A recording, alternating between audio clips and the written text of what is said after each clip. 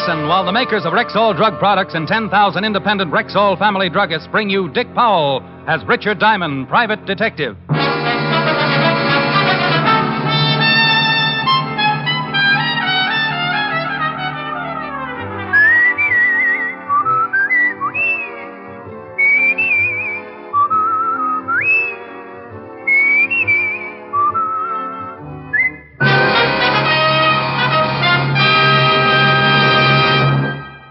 Good evening. This is Bill Foreman speaking to you for the 10,000 independent druggists who have made the word Rexall part of their own store names. They've done that because they recommend and sell the 2,000 or more drug products made by the Rexall Drug Company. This evening, we want to call your particular attention to Rexall's exciting two-page ad in this coming week's issues of Life, Look, Collier's, the Saturday Evening Post, and in the current issue of Farm Journal. One page is devoted to 10 great new health aids, developed and perfected in Rexall's world-famous laboratories, and now available at Rexall drugstores everywhere. The other page features 10 headline bargains, available all during the month of July, plus 53 additional values in Rexall money-back guaranteed products.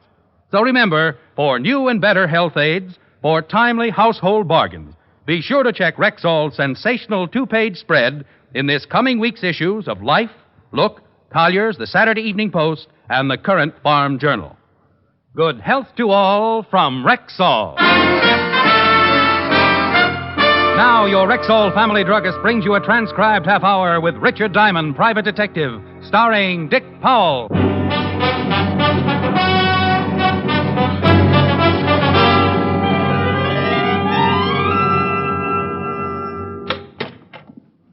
Mr. Diamond? That's right. Come in. My name is Hayden, Gustav Hayden. How do you do, Mr. Hayden? Won't you have a seat? Oh, yeah. Thank you. What can I do for you? I would like for you to protect me for the next 2 days. Protect you from what? Well, maybe I should start at the beginning. By trade, I am a gunmaker. Before I was fortunate to come to this country, I worked in German. Do you mind if I smoke? Go right ahead. He pulled out a very old, hand-carved pipe and stuffed it into a worn leather pouch. He was a little man, a few inches over 5 feet. I guessed his age to be somewhere in the 60s. He talked of his home in Germany before Hitler had moved in with stormtroopers. He told me about his wife and how she had died in a prison camp because she was anti-Nazi. They allowed me to work because I was making a very advanced rifle, and Adolf could use such a rifle. But when they took my wife, I destroyed my blueprints and was myself interned in another prison camp. They tried to beat my secret out of me. I lived, somehow. Then the war was over. Your pipe's gone out. Oh, so it is. I hope I'm not boring you, Mr. Diamond. Well, not at all, no. I have a sister, Anna. I sent her to America before the trouble came. She's a widow and has one son. Perhaps you have heard of her son, Mr. Diamond, William Ehrlich? No, I can't say that I have. Well, you will. He's a lawyer. Someday he will be a very big lawyer. You said you wanted me to protect you, Mr. Hayden. Yeah. My sister, with the help of William, arranged for me to come to the United States. I was quite ill when I arrived, and they sent me to their summer cabin in the Catskills. I soon was better and took great pleasure in this place, so they have allowed me to stay at the cabin and make it my home. See. Willie even made for me a complete workshop at my disposal, and in the last 2 years, I've occupied myself with my old trade. Making guns? Yeah. I have finally produced my new rifle, Mr. Diamond, and someone has tried to steal it.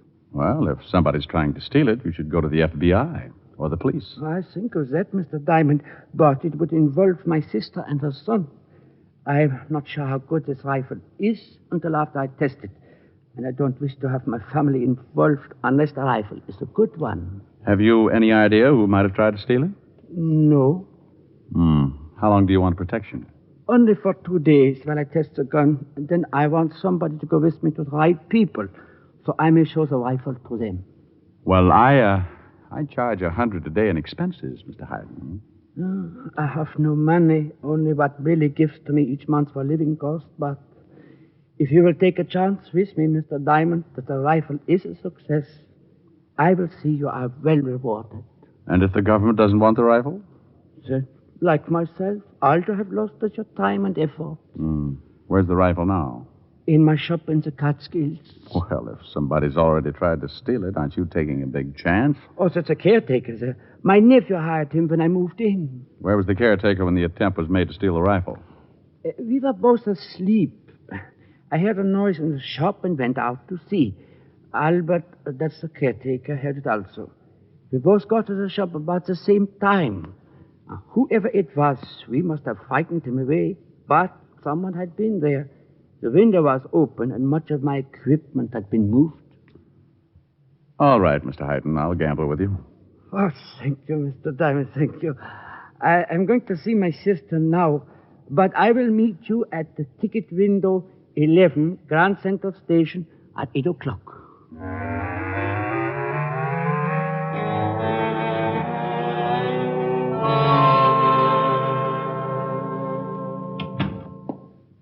Well, look what just walked in. Hello, Sergeant Otis.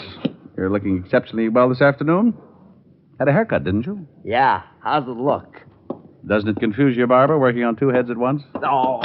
No. Hello, Walt. Well, good afternoon, Mr. Diamond. Why don't you do me a favor, Fatty? Rick, I've thought of everything. There's no way I can get rid of Otis and make it look like suicide. Then do me another favor. All right. Check on a man named Gustav Hayden, German citizen. Been in this country for a couple of years. What's it all about? Confidential. Like to tell you, but I can't. Okay, I'll see what I can find out for you. Thanks. I've got to take a little trip tonight around 8. I'll be at home if you come up with anything.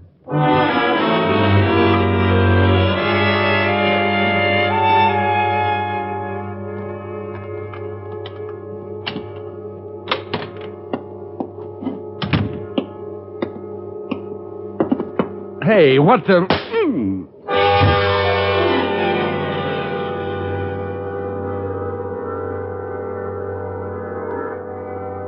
That's Diamond, all right. Pick him up and drag him over to the bed. Sure. Okay. Put him up on the bed. A heavy son of a gun. Wake him up. Come on. Come on, wake up. Here's some water. Hey, he's coming around. Yeah, he's with us. Okay. Now, don't try to get up or we'll have to belt you again. Oh, what's this all about? We want the plans. Oh, you do, huh? And we're going to get them. I guess I'm in a hole. I don't give you the plans. You work me over. Believe me, I hate to mention it, but I haven't got them. Take off your coat, Max. Sure. Go over and turn on that radio. Right. Now, look, I told you Yeah, that... I know. You don't have the plans. I don't even know what you're talking about. And remember, friends, there's a federal excise tax to pay on all television. Get some music. So buy now and... Turn it up. Okay, come here. You want me to take over? Yeah. I'll keep the gun on him. Oh, why, you jerk. Lie down. Go on. Work on these ribs. Okay. Hey. You better tell us. Oh, you knuckleheads. I can't tell you if I don't know. Oh, he's sure stubborn. Hold it. Not a noise out of you, Diamond. Blue eyes, come on, open up. Who is it, Diamond? It's my brother-in-law. Come on, Diamond, get out of the sack. I got something for If you don't want him to get hurt, get rid of him. But he's got something for me. Well, get it and tell him to beat it. Go on over to the door, but don't let him in. I'll be right behind you. Okay. Well, it's about time. Say, what's with you? Look, I thought you... Walt, tell Marge and the kids I can't come over. I'm busy. What? Look... And about the fur coat, tell her I couldn't get it for under $4.18. Huh? $4.18, and I don't want to get stuck with it. Oh. Yeah, sure. I'll tell her. You said you had something for me? It'll keep. I'll give it to you when you got more time. Sorry, but you know how it is. Business. Sure. Tell Marge I'm sorry. I couldn't come over. I'll tell her. See you soon. Hey, Yeah. What kind of a coat you buy for $418? Beaver. A beaver? Well, I could have gotten it for you for half. forget it. Over on the bed, Diamond. Look, I swear I don't know about plans or anything else. We got a lot of time. Maybe after a little while you'll remember. Move. All right. Now, let's see. Where was I? Oh, yeah. Come on, Diamond. The plans the little guy gave you. Sorry, I wish I could help. We know the guy came to your office an hour ago. If he didn't give you the plans, he told you where they are. I had one customer in the office today. Yeah, and what did he want? Max, Look now, look. It wasn't anything about plans. what was it? Again, Max.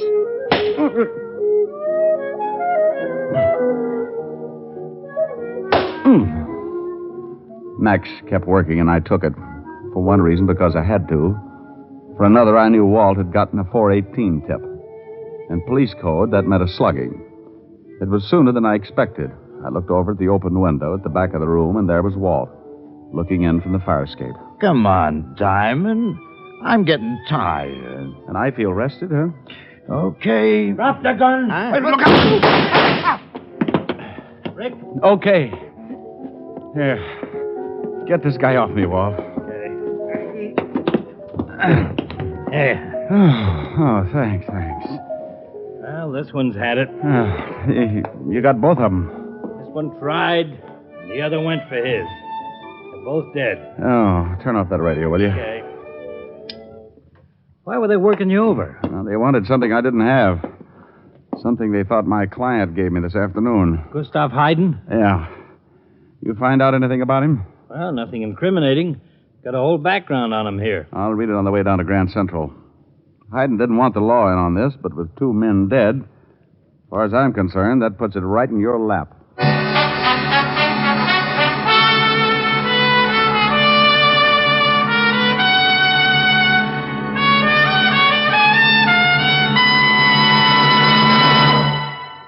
This coming week's issues of Life, Look, Collier's, the Saturday Evening Post, and the Current Farm Journal carry an important 2-page Rexall ad. One page features 10 great new health aids, developed and perfected in Rexall's world-famous laboratories, and now available at Rexall drugstores everywhere. The other page features 10 headline bargains good all during July. Here are just a couple of examples. Rexall 5X multivitamins, the tablets that are 5 times stronger than the established daily requirement of all vitamins with known minimums. Special introductory offer, 10-day trial size, a regular $1.79 value, free of extra cost, with the purchase of the regular bottle of 50. Stag Brushless Shave Cream, regular 50-cent jumbo tube, now only 25 cents, exactly half price. So remember, for new and finer health aids, for bigger and better bargains, be sure to check Rexall's sensational 2-page ad in this coming week's issues of Life, Look, Collier's, the Saturday Evening Post, and the Current Farm Journal. And now back to tonight's adventure with Richard Diamond, Private Detective, starring Dick Powell.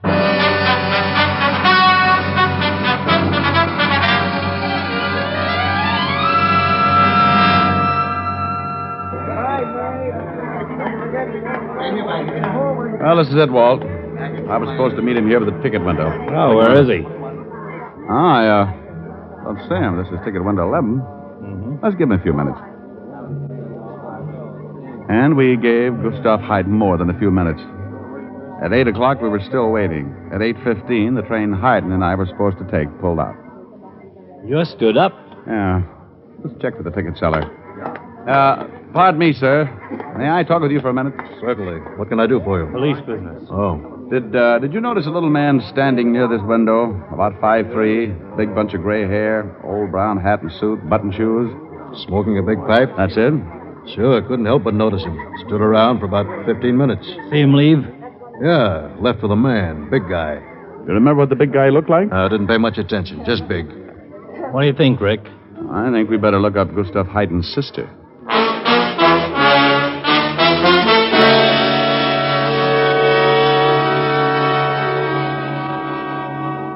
But what is this all about, Lieutenant? Gustav left for the train station an hour ago. He was going back to the mountains. Now, it's nothing to be alarmed about, Mrs. Ehrlich. He just didn't take the train. Are you certain? We checked. But I still don't understand. Mr. Diamond, what is your interest in my brother? Well, he retained me this morning to protect him. To protect him? Protect him from what?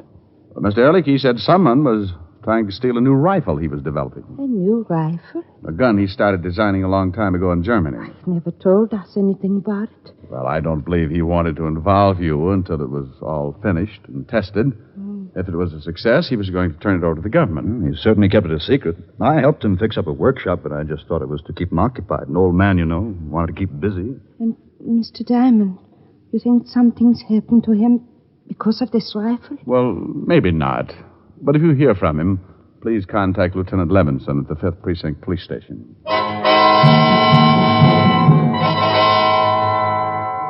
Anna Ehrlich gave us the location of the mountain cabin where Hayden was living, and we left. Walt went back to the station, put out a description on the missing gunsmith, and I caught the next train for the Catskills. It was morning when I climbed off the train and hired an old car to take me the 5 miles back into the woods. 20 minutes of bumpy road, and I arrived at the cabin to be met by the caretaker. Thanks, driver.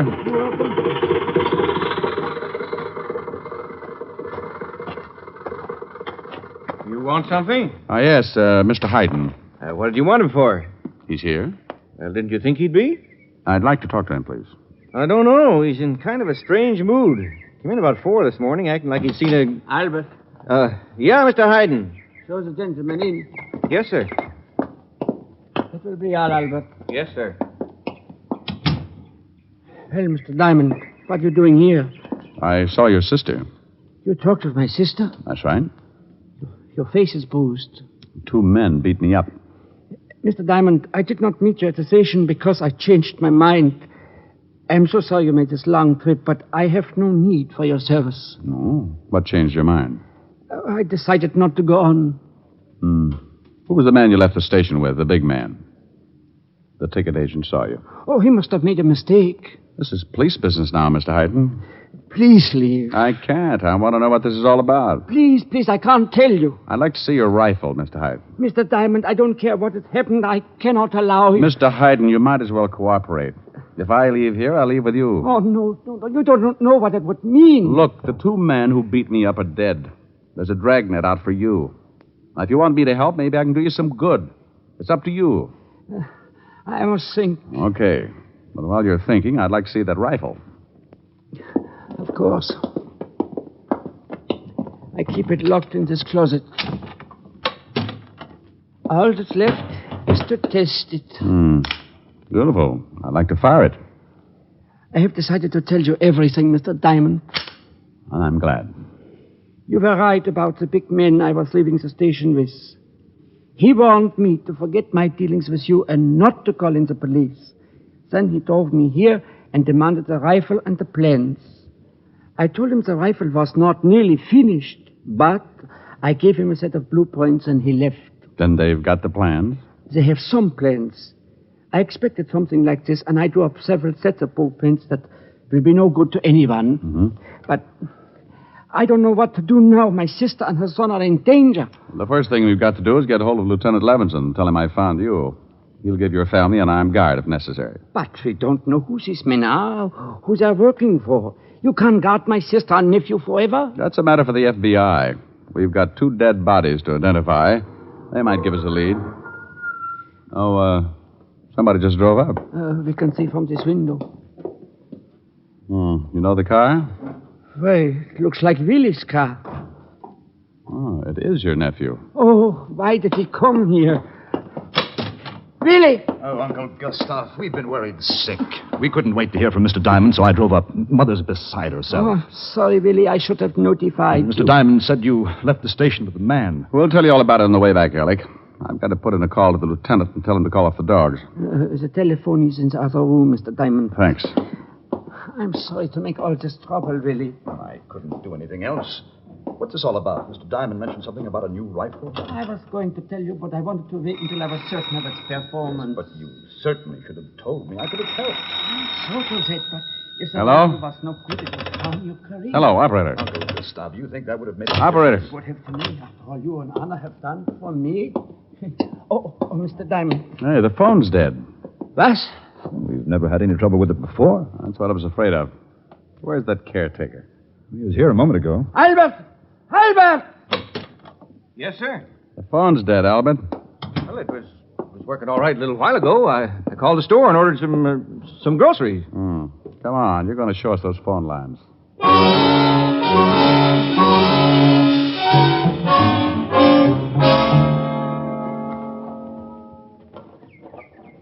That's the phone line coming down from the trees. Over the house, right... Well, what do you know? Yeah, the line's been cut. What? That's right, Mr. Hayden. Mr. Diamond. Now, just take it easy. Mr. Ehrlich, we're all going to pile in your car and get out of here. Wait. Don't you see what this can mean? My sister's alone back in New York. You can't reach the police to give us the necessary protection. Well, we certainly can't stay here. We must. I can't take a chance on my sister's life. I will give them the rifle and the plans. Oh, don't be ridiculous. If you give it to them, you don't think they're going to let you live, or for that matter, let any one of us get out of here alive. I'm an old man. It doesn't matter. Sorry. We're all getting into that car. No, Mr. Diamond. I cannot. Wait a minute, Diamond. In a way, he's right. My mother's life is important also. I can appreciate that, Mr. Ehrlich. But we're only presuming she might be in danger. We know that your uncle is, and that rifle's too important. I won't leave. Well, I'm afraid you'll have to, and I wouldn't like to use force. Now, come on. All of you get in that car. Wait just a minute, Mr. Diamond. No one's leaving this cabin. Look, Ehrlich. You look. Really? You don't have to use a gun. I'm afraid I do, Uncle. But you can't. Shut up and get over there with Mr. Diamond. Really? Shut up, you old fool. Get over there. You better do as he says. But I don't understand. It's not too hard to figure out. Albert. Yeah? Go and get that rifle. Well, now, wait a minute. Go and get the rifle. Look, I'm the man you've been expecting. You? Of course. Do you think I would have hired you as caretaker unless I knew you were working with us? Now, go bring that rifle. Yes, sir. Really? You are behind all this? Oh, now, don't be so naive, Uncle. I've been with the party for years. The party? Certainly. You didn't think we were a bunch of thugs, did you? There's a difference? That's all right, Diamond. Enjoy yourself. You don't have too long. I simply can't believe it. And Anna? Mother knows nothing about it. She couldn't understand. And Albert telling everything I did. That's how they kept such close tabs on you, Mr. Hayden. They tried to get the gun first by stealing it. When you came to my office, they thought you'd given me the plans and sent two of their strong arms to beat it out of me. That didn't pay off, so they had you picked up at the station. You gave the big man the wrong plans, and up came your sweet little nephew. But why didn't Albert just steal it? He could have many times. You'd have been the first one suspected. Quite shrewd, Mr. Diamond. Oh, yeah, I'm a dilly. You played it pretty cozy, too, Ehrlich. Even your own man didn't know you were running the show. Here it is, Mr. Ehrlich. I brought some shells in case you wanted to see it work. Good. Well, Uncle, I suppose you're just as interested in the performance of your rifle as I am. You can try it right here, Albert. Yes, sir. Pick a good target.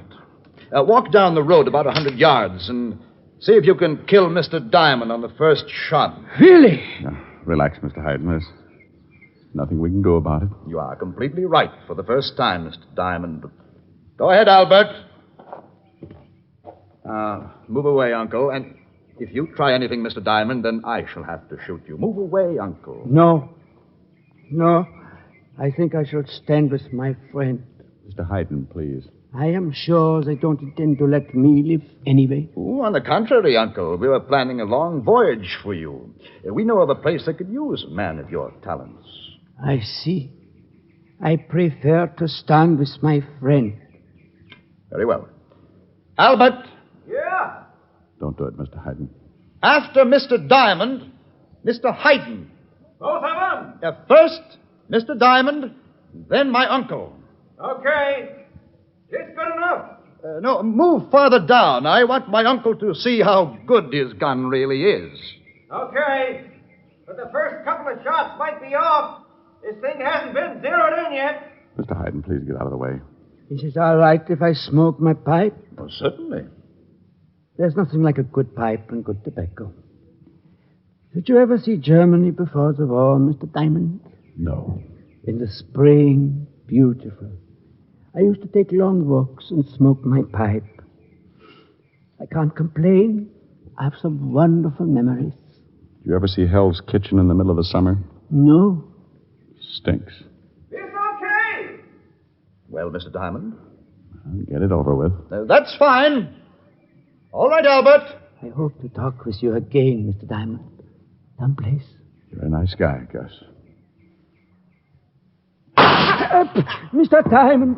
Is he dead? Oh, I don't know. I'm still too scared to find out. You're scared? I didn't know whether I could hit him or not. You made a fine rifle, Mr. Hayden. Mr. Diamond, he shot Willie. He wasn't even trying to hit you. Oh, I think I'd better sit down. But I don't understand. Oh, wait until good old Albert gets back here. I think you'll find out he's more than a caretaker, bless his little heart.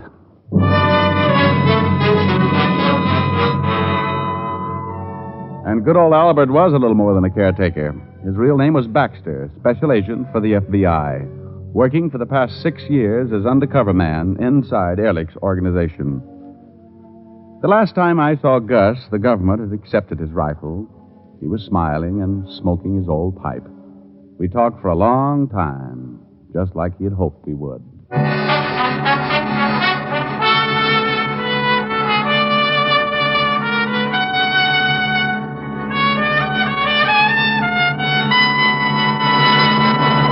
This time of year, no woman wants to spend endless hours caring for her skin and makeup. Since you want the finest beauty care in the least time and with no nonsense about it, why not try the new Ann Delafield Cosmetics? Designed expressly for the busy modern woman, they give you the most for your cosmetic dollar and save time as well. There are no endless bottles and jars, no endless creams for different corners of your face and neck. Just one fine cream, the Ann Delafield All-Purpose Deep Cream. A day cream, cleansing cream, night cream. All creams in one. There are vitamins, too, for true beauty from within, and other lovely makeup aids tailor-made for you. Look for the fine Ann Delafield Cosmetics at Rexall drugstores everywhere. Good health to all from Rexall.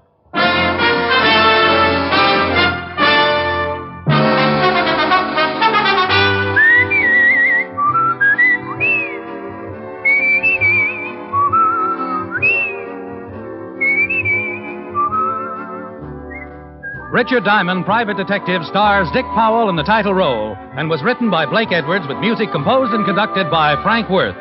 Dick Powell directed the RKO production Split Second, which is now in release, and his latest film appearance was in the Metro-Goldwyn-Mayer award-winning The Bad and the Beautiful.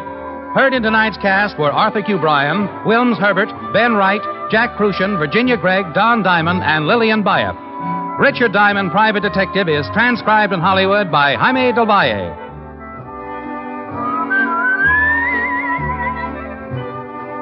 This is Bill Foreman inviting you to be with us next Sunday at this time when Rexall Drug Products again bring you Dick Powell as Richard Diamond, Private Detective.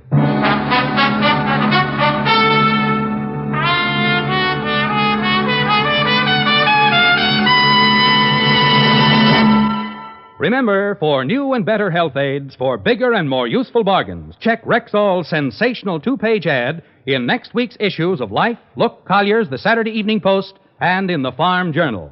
You can know better health. You can save money.